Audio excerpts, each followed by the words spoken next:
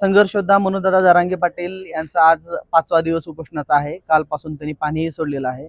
सरकार मायबापाने आमच्या त्या मनोजदादांच्या मागण्याचा एकदम मान्यता द्यावी त्यांना आणि ते आंदोलन लवकरात लवकर सोडावं। कालपासून त्यांनी पाणीही सोडलेलं आहे।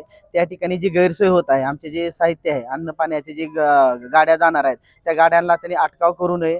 जास्तीत जास्त आझाद मैदानापर्यंत त्या पोच करण्याचा प्रयत्न करावा आणि जे वाहतूक कोंडी करण्यात येत आहे, आमचा कुठलाही मराठा बांधव त्या ठिकाणी कोंडी करत नाही। आम्ही शासनाने दिलेल्या नियमानुसारच आमच्या सर्व गाड्या चालत आहेत।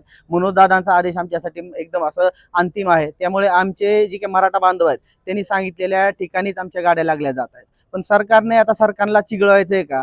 या ठिकाणी काय करायचंय? सरकारच आमच्यामध्ये काही माणसं पाठवून काही ठिकाणी गाड्या अडवण्याचा प्रयत्न करत आहे। आम्ही मनोजदादांच्या आदेशानुसार नियमानुसार त्या ठिकाणी आंदोलन करतोय, पण आमच्या आंदोलनाची दखल नाही घेतल्यास, मनोजदादाच्या तब्येतीला काय झाल्यास या ठिकाणी आम्ही धाराशिवकर या ठिकाणी मोठ्या प्रमाणात तीव्र असं आंदोलन करू।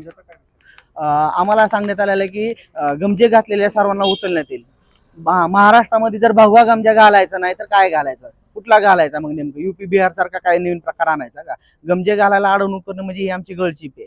आम्ही काय घालायचं काय नाही घालायचं हा आमचा वैयक्तिक प्रश्न आहे। त्याच्यावर सरकारने मध्ये काही बोलू नये, हे आमचं स्वातंत्र्य आहे, ते अबाधित ठेवावं।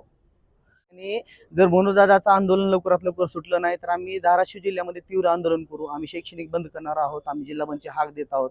आम्ही जर तिथल्या मागण्या मंजूर झाल्या नाहीत तर आम्ही मुंबईमध्ये जाणारा जो दूध आहे, भाजीपाला आहे, ते सुद्धा आम्ही बंद करायचा प्रयत्न करू। आमच्या जर तिथं बांधवाची जर हेळसाळ झाली, आमच्या जर आंदोलनामध्ये जर तिथं काय करायचा प्रयत्न केला तर आम्ही या ठिकाणी संपूर्ण महाराष्ट्रभर आंदोलन करण्याचा प्रयत्न करू। जिल्हा बंद केव्हा करणार आहे त्याचे काही नाही, आम्ही प्रशासनाला आम्ही तसं दिलेलं आहे।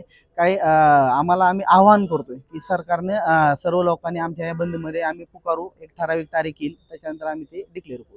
कारण काय की आम्हाला लोकांची गैरसोय ही महत्त्वाची नाही, पण त्या आंदोलनाकडे त्याच्यानंतर आता जिल्ह्यामध्ये जे काही शासकीय राजकीय पक्षाचे जे कार्यक्रम आहेत, तर या जिल्ह्यामध्ये जोपर्यंत मराठ्यांचा आरक्षणाचा प्रश्न मिटत नाही, आम्ही आवर्जून सांगतो की जोपर्यंत मराठा आरक्षणाचा प्रश्न मिटत नाही तोपर्यंत या जिल्ह्यामध्ये, धाराशिव जिल्ह्यामध्ये एकाही राजकीय पक्षाचा कुठलाही कार्यक्रम मराठा समाज करू देणार नाही। जर होत असेल तर तो उधळून देण्यात येईल।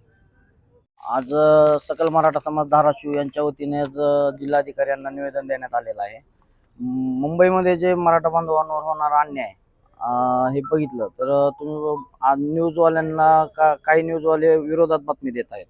त्या न्यूजवाल्यांचं नाव मनोजदादा म्हणलेत मी घेणार आहे, त्यामुळे काय तो विषय नाही। पण जे मराठा समाजाला जे बदनाम करण्याचं काम मुंबईमध्ये चालू आहे, फडणवीस सरकारने आणि भाजपच्या काही चिल्ल्या पिल्ल्यांनी चालू केलेलं आहे मुंबईमधल्या कार्यकर्त्यांनी। काही ठिकाणी आम्हाला असं निदर्शनास आलंय की भाजपचे काही कार्यकर्ते मोर्चामध्ये भगवे गमजे घालून उत्मात करत आहेत आणि काही ठिकाणी तर असं जाणवलंय की पोलीस सिव्हिल ड्रेसवरती भगवा गमजा आणि भगवी टोपी घालून समाज बांधवांची दिशाभूल करत आहे। यांना नेमकं करायचंय काय? की मराठा समाजाच्या आंदोलनामध्ये मिक्स होऊन आंदोलन उग्र करायचंय की काय? आणि जर तसं झालं तर हे फडणवीस सरकारला झेपणार नाही। आणि राहिला विषय, येणारे 2 दिवस आम्ही वाट बघू आणि मुंबईमध्ये जाणारं दूध भाजीपाला सगळं बंद करू आणि धाराशिव जिल्हा बेमुदत बंदचं आव्हान आम्ही येणाऱ्या 2 दिवसात करणार आहोत।